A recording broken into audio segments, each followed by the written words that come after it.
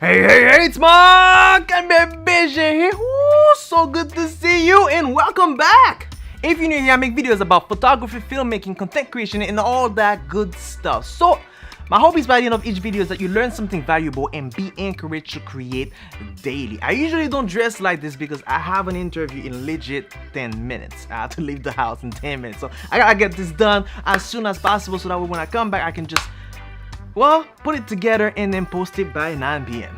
Alright, let's get to it. So today's video is a two-part video and we're gonna cover the 2 golden rules you need to master to be golden with your photographs and videographs. And those 2 golden rules are exposition and composition. In part 1, we'll be focusing on exposure. Now, what is exposure and what does it consist of, right? Gotta go. Exposure is the amount of light that was picked up while the shutter was open. Basically, when the shutter just opens up and closes, the light that goes through it, that's what they're talking about. So when you hear this, so light goes in, it closes back up. You're either underexposed, overexposed, or well exposed. So it consists of 3 things: the ISO, shutter speed, and aperture, right? So understand this. For shutter speed and ISO, the higher the number, the more light goes in, right? And for the lower the number, the less light goes in. But aperture is the opposite of that. The higher the number, the less light goes in. The lower the number, more light goes in.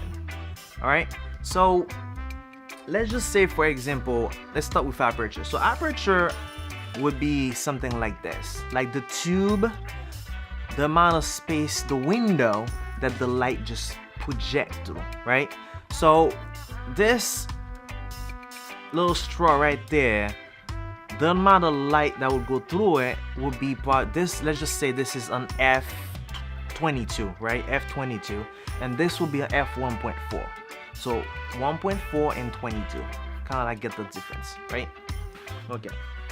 Now that you know that's the window, the amount of light that goes in. So now let's take shutter speed as example. Shutter speed is more like the door. Is it the door that opens up and closes right back up? So while it opens, the amount of like light or water or whatever that rushes in, that's just the amount of light that goes in, right? So when it goes, that's just letting you know the amount of time it takes for all of that, for it to gather all of that light. And the ISO is more like, that would be 100 ISO right there, and that would be about 3200 ISO. You have heard of f-stops, right? Like all those light stops of lights, whatever, like 10 stops, 4 stops, 5 stops, and all those. When I first heard of them, like when I first started, I was super confused. Yeah, I'm probably thinking that you are probably the same boat as well, right? So don't worry, I got you covered. So I wrote down a little bit of understanding of the note. I'll put that up on the screen in a second. And basically, the stops are very, very simple. Just like I just explained to you with the tube and the straw and the whole bowl and the door and all those things. It's basically the same thing. So now it's more like what you will see or what you will kind of like feel when you're like switching when you're dialing it into your camera, basically. So for aperture, like I said, the higher the number, the less light goes in, and the lower the number, more light goes in, right? So the stops are, you don't have to remember this. That's just something I just wrote down. I'll have it up.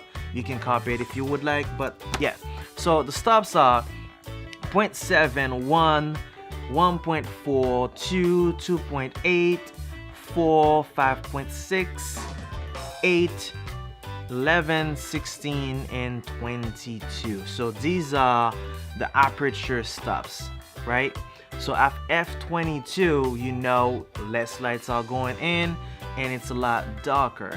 And if you're gonna be as low as 1.4 or 1.8, it just opens right up and basically just let a lot of lights in. That is why a lot of photographers, whenever they're buying any lenses, they usually go for a lens that has a fixed aperture of either 1.4, 1.8, or 2.8. As long as it's 2.8 or lower, you should be fine. That's why a lot of people, whenever they're doing a lot of like night shooting or night videography or night photography or anything like that, usually at night, the lower you can go with the number, the more light can go in, and the better your photo will be exposed, especially at night. That's all it is.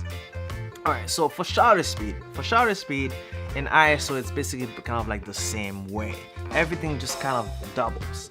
So with shutter speed, you have the stops are, you have 1/4 of a second, 1/8 of a second, 1/15 of a second. So it should be doubling up. Somewhere down there they messed up. It should have been 116 and 132, but it's at 115 now, and then 1/30th and then 1/60th. Instead of 1/20th, oh, now it jumped to 1/25th of a second, now to 2/50th of 1 over 250 of a second, and then 1/500 and 1/1000 of a second. So it goes that way. Or if you're going the opposite way, it just keeps going to like 1 second, 2, 3, 4, and a couple more seconds higher. So that's just how it goes, right? So at 1/1000 of a second, it's like very small, like a very small window. That's why, like, if you ever like have it that way, your shutter will just do something like, and that's it. That is it. But if it's at, let's just say, for example, if it's at 5 seconds, or even let's just say 2 seconds, right? A 2-second shutter would be just like, there you go. So the difference are like the sound when you just press the shutter speed and you hear that all of that sound right there is just how fast it's just going. So yeah, so for the ISO, it goes from that one is very basic. It just doubles every number. So you have 100, 200, 400, 800, 1600, 32, 64, 128, and you just keep on going. You just basically keep on going. So the higher the number, more lights. The lower the number, less light. Alright, so for example, let's just say you had your ISO fixed at 100, right? And then your shutter speed was 1/25th of a second, and then let's just say aperture was about 2.8, right? So let's say you went one stop down on your aperture, so you go from 2.8 to 4, and since you already have a fixed ISO at 100, that means in order for you to keep it exposed, you would have to go down one stop for the shutter speed, so from 1/25th of a second to 1/60th of a second. So as they both are going this way, the ISO stays the same.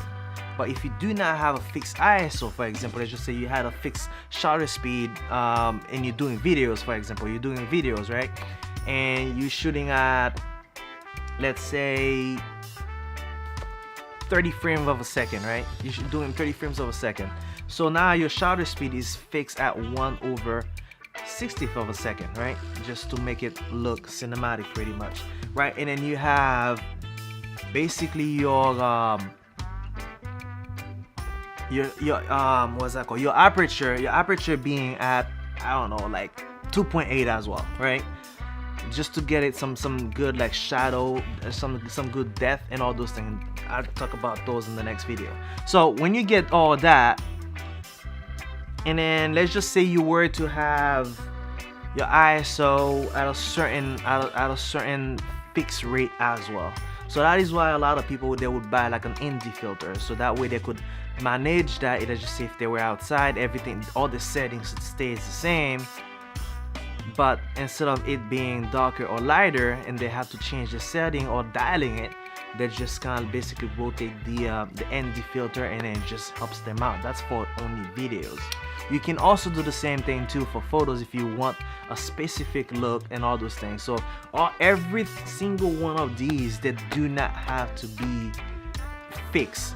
You can just be as creative as you want, as you can be, just by dialing it any way that you want, just based on your preference. That's just as simple as I can try to put it. So if you like this video, Make sure to give it a like, share, and subscribe if you aren't already. And I will see you on the next one. Alright, peace.